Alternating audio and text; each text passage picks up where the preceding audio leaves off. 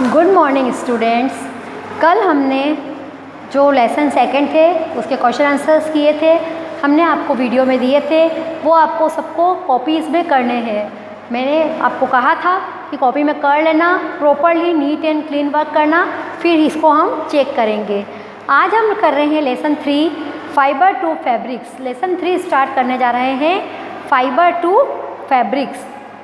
Introduction. In class 6 you have learned about some fibers obtained from plant. आपने class 6 में कुछ fibres के बारे में पढ़ा था जो हमको पौधों से मिलते हैं और एनिमल से भी मिलते हैं। You have also learned that wool and silk fiber are obtained from animals. हमने क्लास 6 में पढ़ा था नेचुरल फाइबर, आर्टिफिशियल फाइबर।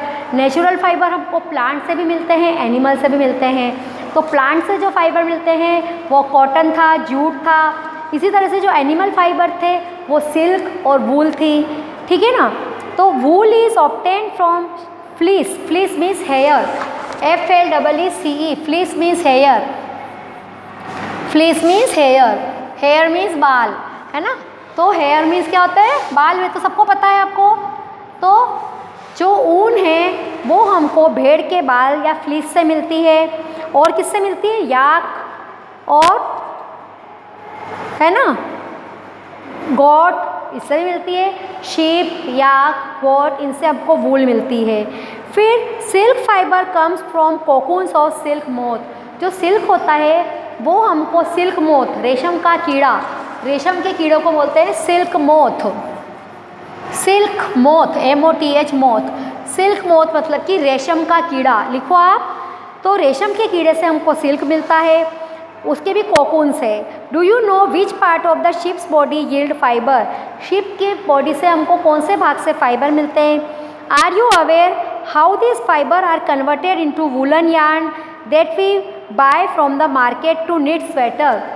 आपको क्या पता है कि हमको जो शिप के कौन से भाग से हमको ये फाइबर मिलते हैं और ये फाइबर से फिर हम कैसे ऊन बनाते हैं जिससे कि स्वेटर बनते हैं, स्वेटर बनाए जाते हैं।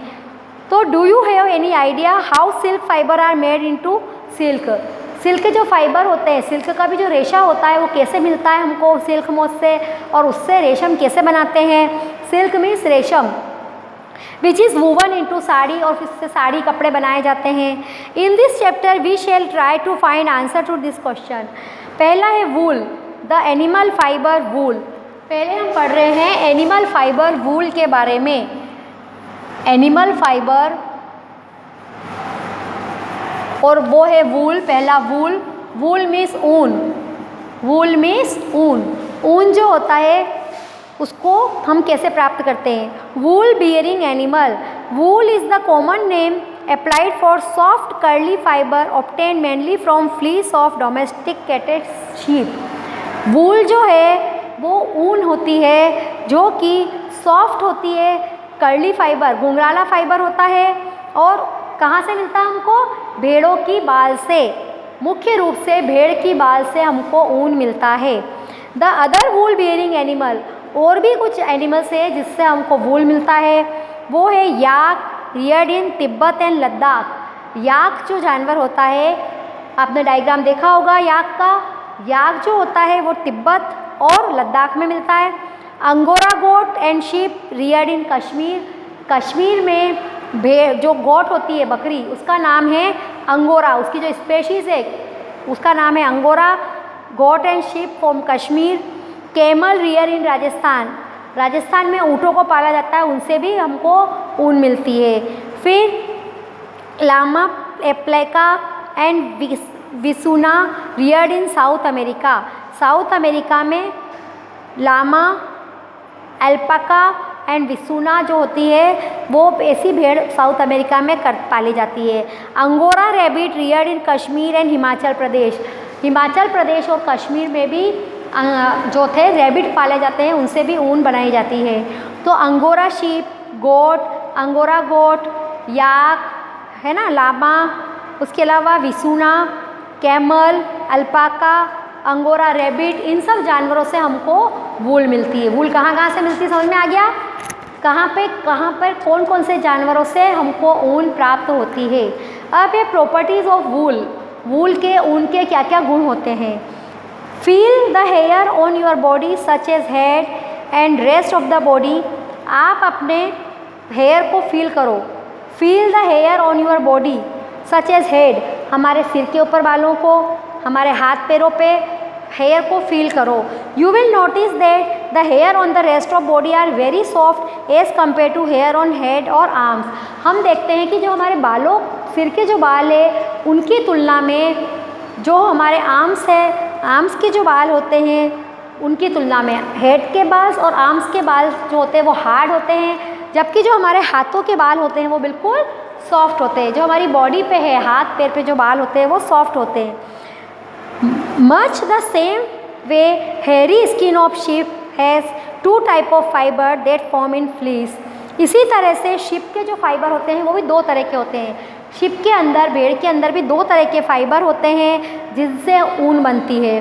The coarse rough hair commonly called beard hair too और कैम्प। जो भेड़ के रफ मीन्स खुरदुरे, उसको बोलते हैं कोरेस भी बोलते हैं। रफ या कोरेस हेयर जो होते हैं कॉमनली कॉल्ड बियर्ड, उनको बियर्ड बोलते हैं। और वो कहाँ पे होते हैं, बियर्ड हेयर होते हैं, उसको कैम्प भी बोलते हैं। फिर the fine soft under hair close to the skin of sheep commonly called wool. और जो भेड़ की बिल्कुल स्किन के पास, चमड़ी के पास, एक तो लंबे लंबे बाल होते हैं बड़े बड़े भेड़ के, वो तो ब्रेड हेयर कहलाते हैं, बियर्ड हेयर कहलाती है। और जो चमड़ी के बिल्कुल स्किन के जो पास हेयर होते हैं छोटे छोटे सॉफ्ट, वो वूल कहलाती है। The wool fibre has scale which overlap the shingle on the roof. तो जो वूल फाइबर होते हैं उसके अंदर स्केल होते हैं, चमड़ी के जो होते हैं ना, चमड़ी का हिस्सा भी होता है, उसको बोलते हैं स्केल। तो वूल फाइबर है scale which overlap the shingles on the roof. Furthermore, it is crimpled and in some cases has more than 8 bend per centimeter.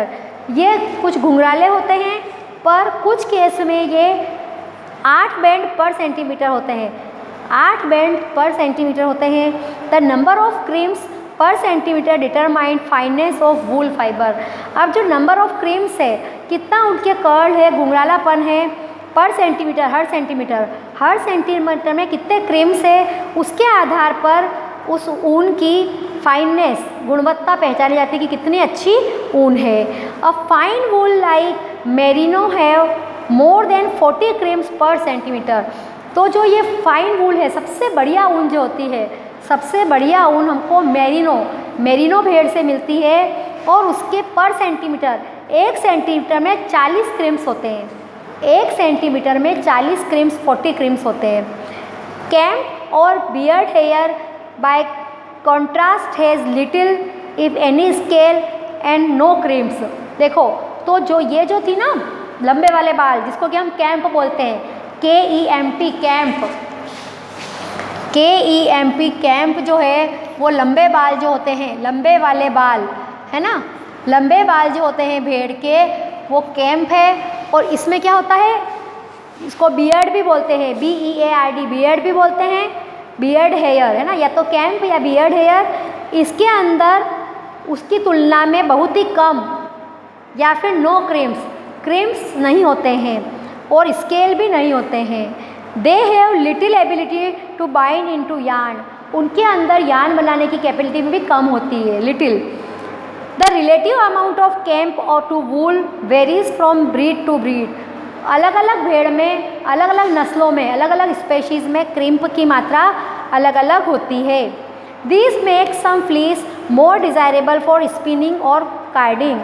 तो उससे this make some fleece more desirable for spinning और carding. Spinning के लिए इस तरह की camp की ज़रूरत होती है। अब है the wool is generally creamy. Wool जो होती है, भेड़ के जो बाल निकलते हैं, वूल निकलती है, वो क्रीमी होती है, जनरली क्रीमी। उसके अंदर क्रीम होता है क्योंकि जो हमारी स्किन होती है उसके अंदर ऑयल ग्लैंड्स होती है, तेल की ग्रंथियाँ, तेल निकलती है। देखा होगा कभी अपने मुंह से ऐसे तो चिकना चिकना आता है, वो क्या होती है, हमारे शरीर में, हमारी स्किन के अंदर ऑयल ग्लैंड्स होती है, जो इसी तरह से भेड़ के स्किन में भी ऑयल ग्लैंड्स होती है, तो वो क्रीमी हो जाती है।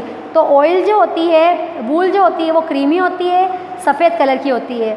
Some breed of sheep produce wool of black, कुछ भेड़ें जो होती है काले रंग की वूल देती है, कुछ ब्राउन भी देती है, कुछ ग्रे भी देती है। तो इस तरह से the scale and crimp in the wool fibre help to grab each other so that they stay together. तो जो इसके अंदर बालों के अंदर स्केल और क्रिम्स होते हैं, भेड़ के बालों के अंदर जो चमड़ी के छोटे छोटे टुकड़े होते हैं उनको बोलते हैं स्केल्स, और क्रिम्स जो सल होते हैं, रिंकल्स होते हैं, क्रिम्स होते हैं। Scale and crimps in the wool fibre help to grab each other, तो ये एक दूसरे को इससे पकड़े रखते हैं, grab each other so that they stay together, ताकि वो साथ रह सके। Because of crimps the wool fabrics have greater bulk than any other fabrics. तो इसके क्रिम्स के कारण, भेड़ की ये जो ऊन होती है उसके अंदर क्रिम्स बहुत होते हैं, और उसी के कारण ये बहुत ज़्यादा मात्रा में एक दूसरे ग्रेटर बल्क में फैब्रिक होते हैं। They can retain lot of air, ये अपने अंदर बहुत सारी हवा को रख सकते हैं।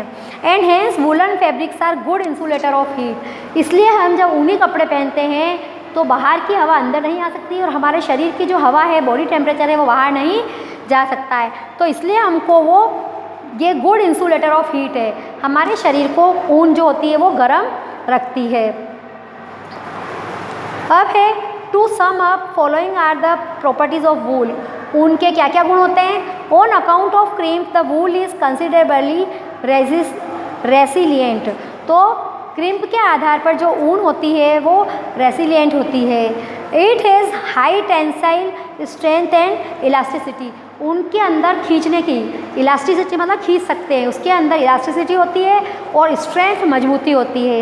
It can absorb large amount of water, ये बहुत सारा पानी सोख सकती है। It is light weight and can be easily died, ये हल्की होती है, उसके ऊपर कलर आसानी से हो जाता है। It is heat insulator as it can trap volume of air, ये अपने अंदर हवा को पकड़ के रखती है, इसलिए ये हीट का इंसुलेटर है, इसमें से गर्मी बाहर नहीं निकल पाती। इसीलिए हम सर्दियों में ऊनी कपड़े पहनते हैं ताकि शरीर की गर्मी बाहर नहीं निकल पाए।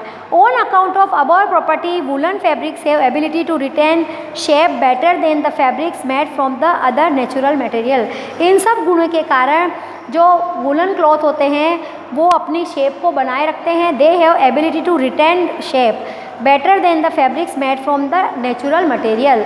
तो इस तरह से अभी हमने ऊन के बारे में पढ़ा कि ऊन के वूल के क्या क्या मेन गुण हैं। अब हम कल पढ़ेंगे rearing and breeding of sheep, कि जो भेड़ होती है उसको कैसे पालते हैं, उनका ब्रीडिंग, उनका अंदर रिप्रोडक्शन जनन कैसे होता है, किस तरह से हमको ऊन प्राप्त होती है, कैसे ऊन से कपड़े बनते हैं, ये हम कल पढ़ेंगे। तो जितना पोर्शन आपको पढ़ाया उतना आपको लर्न करके आना है, देख के पढ़ के आना है। Okay, thank you.